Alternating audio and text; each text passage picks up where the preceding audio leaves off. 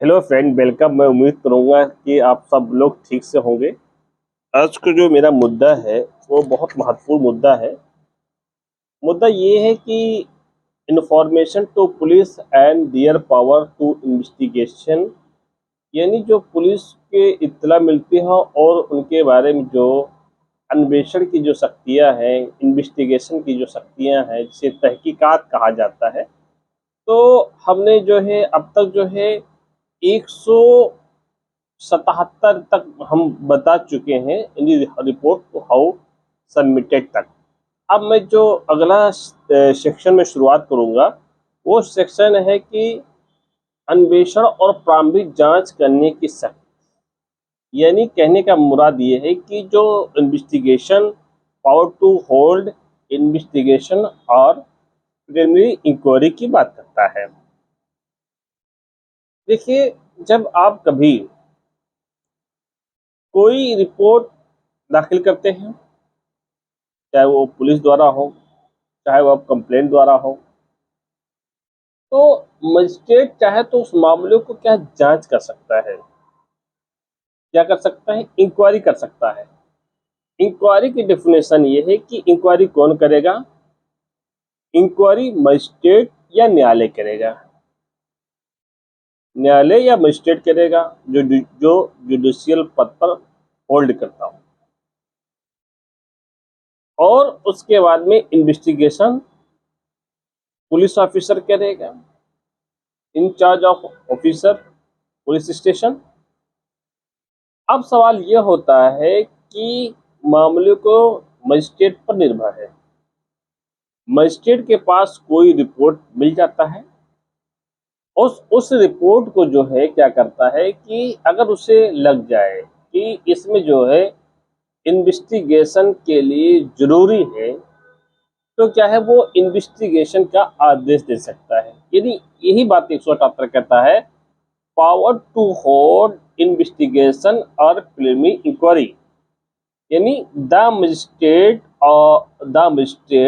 On receiving A report under section 174, जो under section 176 में जो बताया गया है, मैं डायरेक्ट एन इन्वेस्टिगेशन क्या कर सकता है, मैं डायरेक्ट इन्वेस्टिगेशन का आदेश कर सकता है।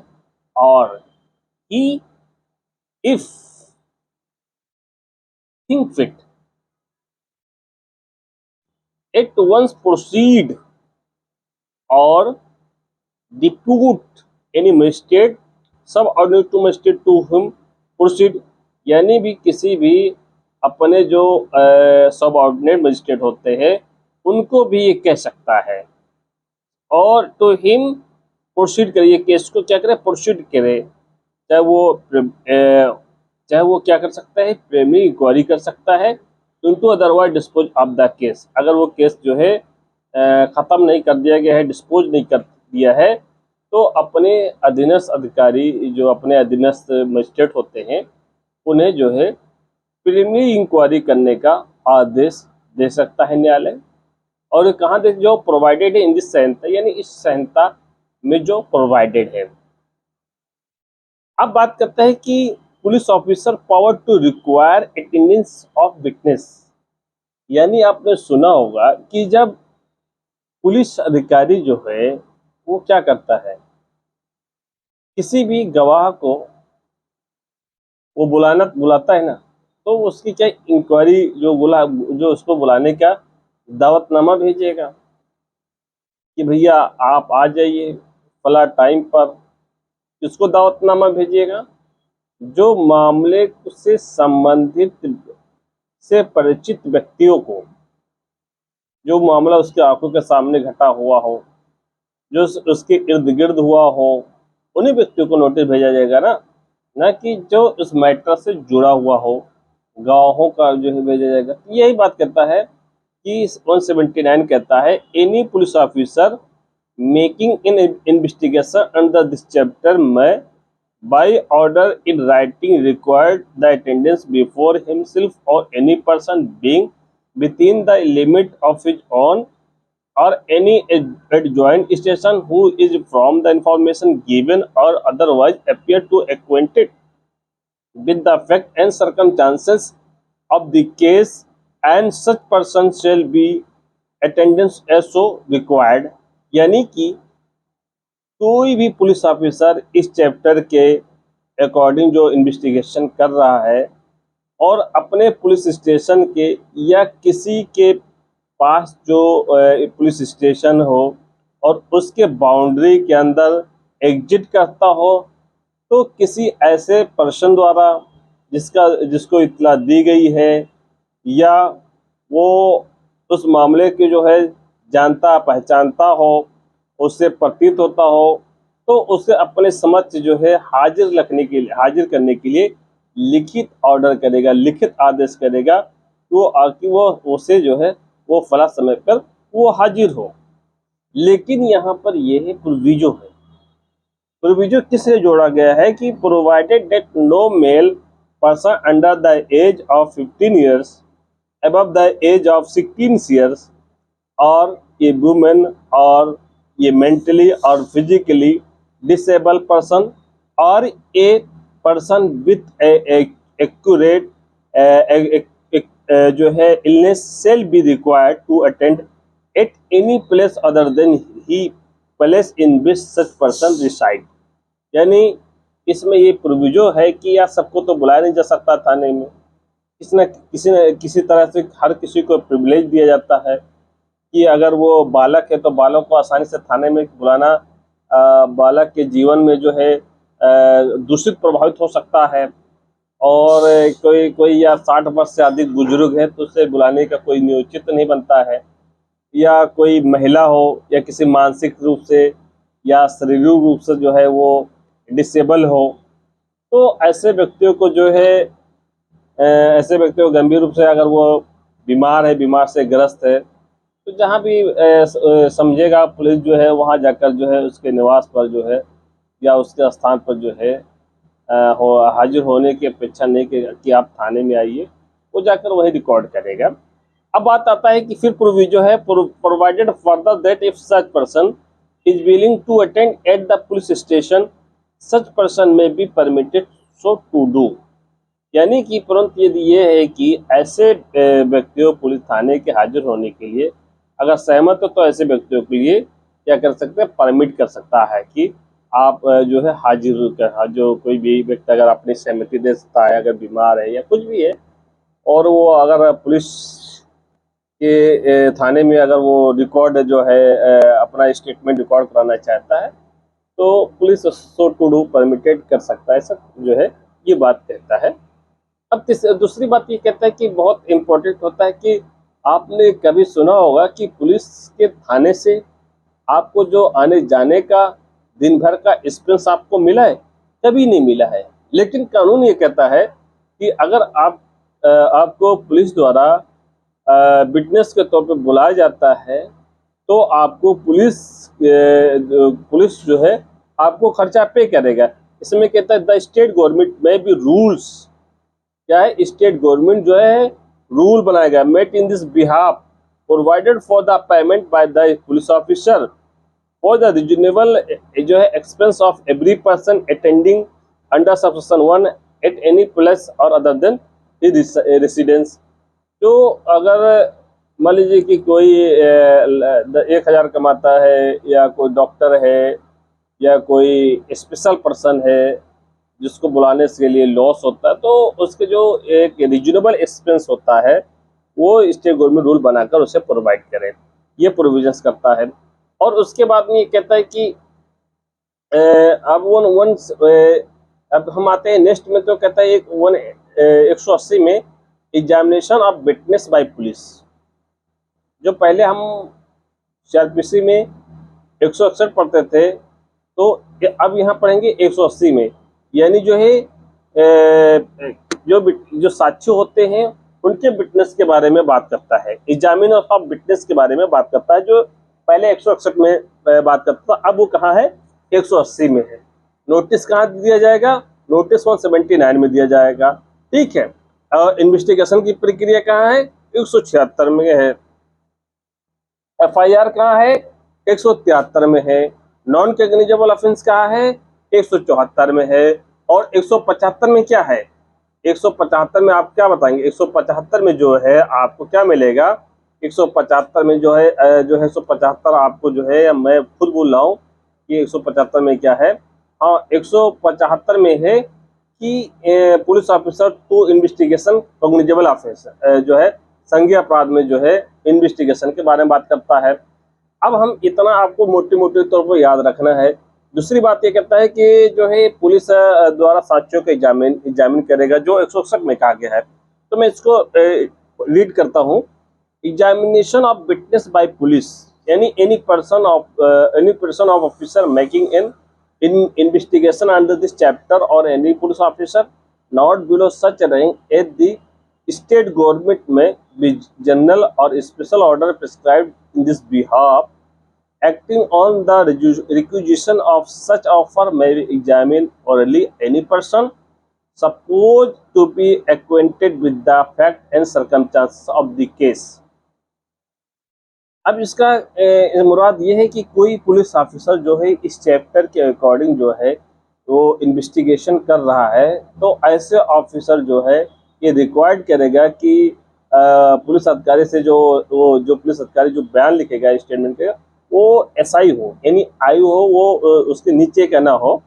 ठीक है। और राज्य सरकार ऐसे जो है कोई प्रिस्क्राइब करेगा, कोई रूल जो है विशेष आदेश करेगा, और जो मामले के से तथ्य संबंधित जो है उसे जानने वाला व्यक्ति ही ओरली परीक्षा करेगा। यानी जो घटना हुआ है, घटना के समय जाकर वो घटना स्थल पर जो लोग वहाँ मौजूद थे, चाहे वो पंचनामा के दौरान हो या वहाँ पर उस जगह पर जो है झगड़ा हुआ हो या मारपीट हुआ हो, तो जो लोग गवाह के रूप में पंजीकृत होना चाहते हो, तो सबसे पहले है 161 की बयान महत्वपूर्ण होता था, लेकिन अब 180 का बयान पढ़ा जाएगा।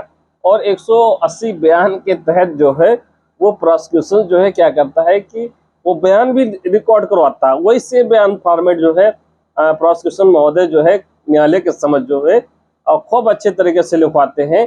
लेकिन जब वो अच्छा, वो जो वकील होता है अच्छा मेहनत करता है, फाइल पे अच्छी पकड़ रखता है, जो अभियुक्त की तरफ से लड़ता है, तो 161 के बयान को ही कंट्राडिक्ट करता है फर्स्ट इंफॉर्मेशन, और जो 161 के बयान को कंट्राडिक्ट करता है, अब ये कहेंगे 180 के बयान का कंट्राडिक्ट करेगा, जो पहले 145 में कंट्राडिक्ट किया जाता था एविडेंस एक्ट में। तो बहुत खूबसूरत बात है कि अगर आपको एक अच्छा वकील बनना है तो आपको एफआईआर की जो सारांश है, घटनास्थल है और 161 के बयान है उससे पढ़ना है, या 164 के बयान है उसे पढ़ना है। लेकिन अब जो है नया कानून है 180, तो 180 आपको पढ़ना है। सेकंड ये बात करता है कि such person shall be bound to answer truly all question relating to such cases put to him by such officer other than question the answer to which would have a tendency to expose him to criminal charge or to penalty or forfeiture। यानी इसमें यह कहा गया है कि ऐसे व्यक्तियों को उनके क्वेश्चन के सिवाय जिनके द्वारा उनको जो आंसर देना है या उसे आपराधिक आरोप से साथ संपर्क या आशंका होने की डर, यानी उससे जो है क्रिमिनल चार्जेस या पेनल्टी से होने की जो संभावना बनी हुई है, ऐसे मामले से संबंधित उन प्रश्नों का सही उत्तर देने के लिए वो आबद्ध होगा जो उससे पूछा जाएगा। आप उस घटना को जानने हैं तो भाई साहब आपको बताना है, अगर नहीं बताएंगे तो कानूनन जुर्म है। आपको उस संबंधित अगर पुलिस आप जान रहे हैं और नहीं बता रहे हैं तो कानून जुर्म है। लेकिन आप ये बात जान लीजिए कि पुलिस का लिखा कोई भी बयान जो है वो क्या है, रिलेवेंस नहीं होता है। अगर आपसे बयान लिखा जाता है, पुलिस जो पूछती है और लिखती है, आप कहते हैं हाँ मैं मौजूद था, उस घटना को मैंने देखा था, मैं फला जगह जा रहा था, मैं साइकिल से दूध बेचने जा रहा था, वहाँ कुछ हुआ था, वहाँ धुआं उठा था। तो जो पुलिस जो प्रश्न करेगी उसको अगर आप जो है क्वेश्चन आंसर देते, अगर आप डिनाई करते हैं, आप उसके जो नोटिस पर नहीं आते हैं, तो आपके विरुद्ध जो है दंडात्मक क्रिमिनल एलिगेशन लगाया जा सकता है, तो आप बच नहीं सकते हैं। तो ये बात कहता है। तीसरी बात कहता है the police officer may reduced into writing any statement made to him in the course of examination under this section, and if does so he shall make a separate and true recording of the statement of each such person whose statement he recorded। यानी कि police officer जो है इस section के according examine के दौरान उसके उसके जो समक्ष जो है किए गए किसी भी स्टेटमेंट का क्या है वो क्या करेगा, लिखेगा। और यदि वो ऐसा करता है तो प्रत्येक ऐसे व्यक्ति को जो है स्टेटमेंट अलग अलग और सही अभिलेख बनाएगा और उसके कथन को लिखेगा, स्टेटमेंट को लिखेगा। ये तीसरा बात कहता है। अब फिर यहाँ प्रोविजो जोड़ा है। प्रोविजो इसलिए जोड़ा बहुत महत्वपूर्ण है। कानून के छात्र को प्रोविजो जहाँ लग जाए तो वहां आपको रुक जाना है। बेरेट को पढ़ने का मतलब ये है कि बेरेट को यानी बहुत ही इंटरप्रेट के साथ पढ़ा जाता है। कानून समझना बहुत आसान नहीं। कानून का एक एक वर्ड जो है अपने अपने स्थान पर बहुत महत्वपूर्ण रखती है, इसलिए उसे इंटरप्रेट करना पड़ता है। हम लोग जिसे इंटरप्रेट करते हैं उसे समझने में बहुत समय लगा है। तो अब ये बात करते हैं कि provided that the statement made under this subsection may also be recorded by audio video electronic means। अब तो ये बहुत खूबसूरत बात है कि नया कानून है तो डिजिटल का दौर है। डिजिटल के दौर में क्या है, पुलिस जो रिकॉर्ड करेगी वो बयान एक तरफ लिखा जाएगा, दूसरी तरफ वीडियो रिकॉर्डिंग होगी, इलेक्ट्रॉनिक की तरह वो भी अपलोड होगा। ये बात ये कहता है। अब एक बात और बड़ी बड़ी खूबसूरत की बात है कि अब यार कोई महिला से संबंधित कोई अपराध हुआ हो तो उसकी 161 के बयान कैसे होगा। तो भाई महिला से संबंधित कोई अपराध होगा तो उसका जो बयान को लिखने वाला हो वो महिला ही अधिकारी लिखेगी ना, तो महिला पुलिस ऑफिसर ही लिखी जाएगी। तो यह बात कहता है प्रोविजो, लास्ट प्रोविजो में provided further that the statement of a woman against whom an offence under this section 64, section 65, section 66, section 67, section 68, section 69, section 67, section 71, section 74, section 75, section 76, section 77, section 78, section 79 और section 124 of the भारतीय न्याय संहिता 2023 is alleged to have been committed or attempted shall be recorded by women police officer or any women officer। यानी इसका कहने का मुराद ये है कि किसी महिला से संबंधित कोई स्टेटमेंट लिखा जाएगा जिसके विरुद्ध भारतीय न्याय संहिता, पहले क्या था भारतीय दंड संहिता, अब क्या हो गया है भारतीय न्याय संहिता की धारा 64, 65, 66, 67, 68, 69, 70, 71, 74, 75, 76, 77, 78, 79 और 124 के अधीन किसी अपराध किए जाने का या अपराध का प्रयत्न किए जाने का स्टेटमेंट किया जाए, जो अभी कथन किया जाएगा उस महिला पुलिस अधिकारी द्वारा या किसी अन्य महिला अधिकारी द्वारा जो है वो महिला पुलिस अधिकारी द्वारा उसे क्या लिखा जाएगा। ये बात ये कहाँ है 180 में है। अब 180 हमने आपको बताया। अब 181 कहता है कि statement to police and use thereof, यानी उसका जो पुलिस अधिकारी द्वारा किया गया कथन और उसका उपयोग, यानी ये पुलिस को जो दिया गया स्टेटमेंट है उसको कैसे यूज करेगा।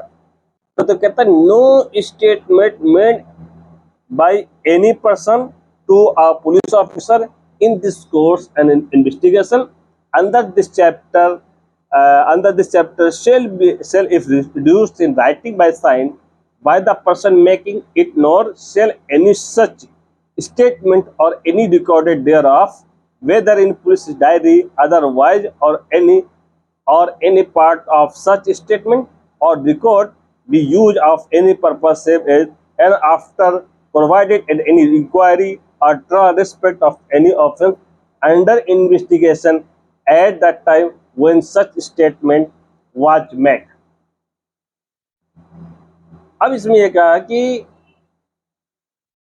किसी भी पर्सन द्वारा किसी भी पुलिस ऑफिसर के इस चैप्टर के अधीन जो है इन्वेस्टिगेशन के दौरान किया गया कोई स्टेटमेंट यदि वो लिख लिया जाता है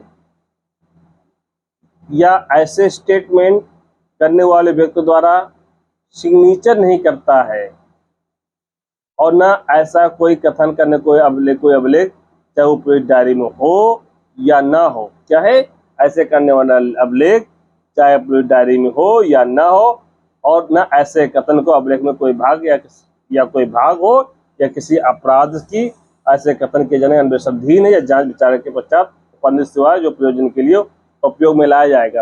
यानी ये नहीं कहा कि जो आपने जो स्टेटमेंट किया है उसमें सिग्नेचर करने के लिए आपको कंपेल किया जाएगा, बाध्य किया जाएगा और उसको उपयोग में लाया जाएगा। यहाँ प्रोविजो है date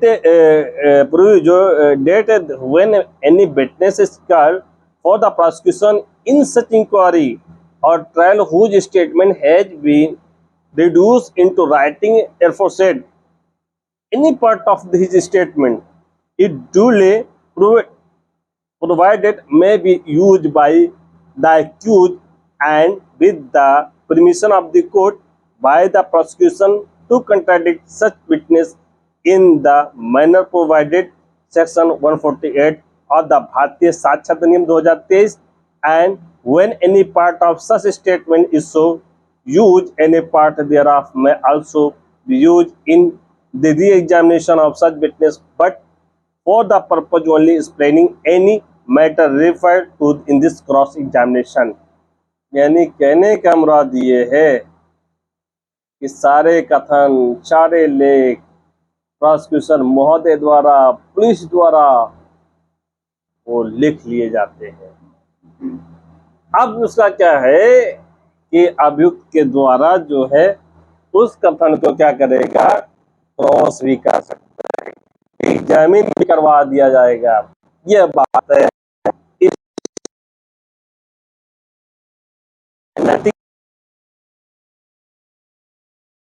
within provision class A section 26 भारतीय साक्ष्य अधिनियम affect provision of the section 2 section 23 of अधिनियम। यानी इस धारा के बारे में ये नहीं समझा जाएगा कि भारतीय साक्ष्य अधिनियम के 26 के खंड 1.2 के भीतर आने वाले कथन पर लागू होता है, धारा 23 के 2 के प्रंतों को प्रभाव डालेगा। अब यहाँ पे एक्सप्लेनेशन है कि an omission to state of circumstances in the statement referred into subsection may be amount to contradiction of the same appears significant otherwise relevant having regard to context in which such omission occurs whether any omission amount to a contradiction in the particular context shall be of fact। यानी कहने का मुराद ये है कि इसमें specific कथन है तथ्य प्रतीत कथन का लोप या खंडन हो सकता है यदि वो इस संदर्भ में ध्यान रखते हुए जिसमें इसमें लोप किया गया है महत्वपूर्ण या अन्यथा संगत प्रतीत होता है, कोई लोप या किसी विशेष खंडन का नहीं किया जाए। ये क्या है, ये तथ्य का प्रश्न, ये फैक्ट का प्रश्न है।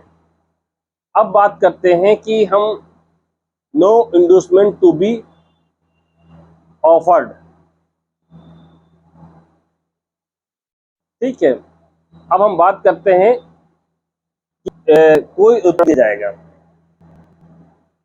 यानी कोई पुलिस अधिकारी या प्राधिकारी या अन्य व्यक्ति भारतीय साक्ष्य अधिनियम 2023 की धारा 22 के वर्णित में कोई उत्प्रेरण या धमकी वचन न तो देगा और न करेगा, न दिलवाएगा, न करवाएगा।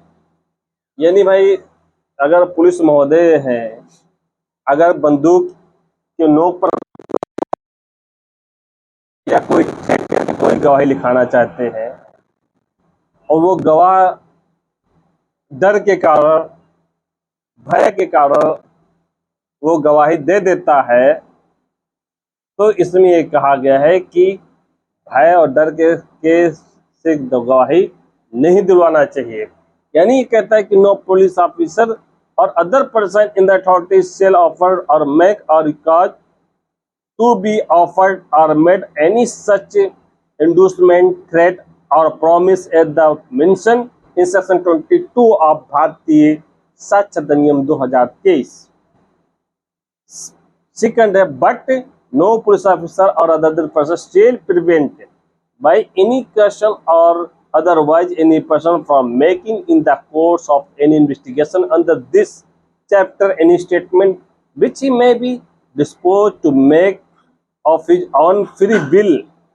यानी कहने का मतलब है कि किंतु कोई पुलिस अधिकारी या अन्य व्यक्तियों इस अध्याय के अधीन किसी अन्वेषण के दौरान किसी व्यक्ति को कोई कथन करने से जो अपनी स्वतंत्र इच्छा से करना चाहे किसी चेतावनी दौरान किसी अपने अगर वो स्वतंत्र इच्छा से कर रहा है कोई कथन दे रहा है तो दे, उसे कोई चेतावनी देने के लिए चेतावनी नहीं दिया जाएगा और न उसे कोई निवारित नहीं करेगा, बंद नहीं करेगा।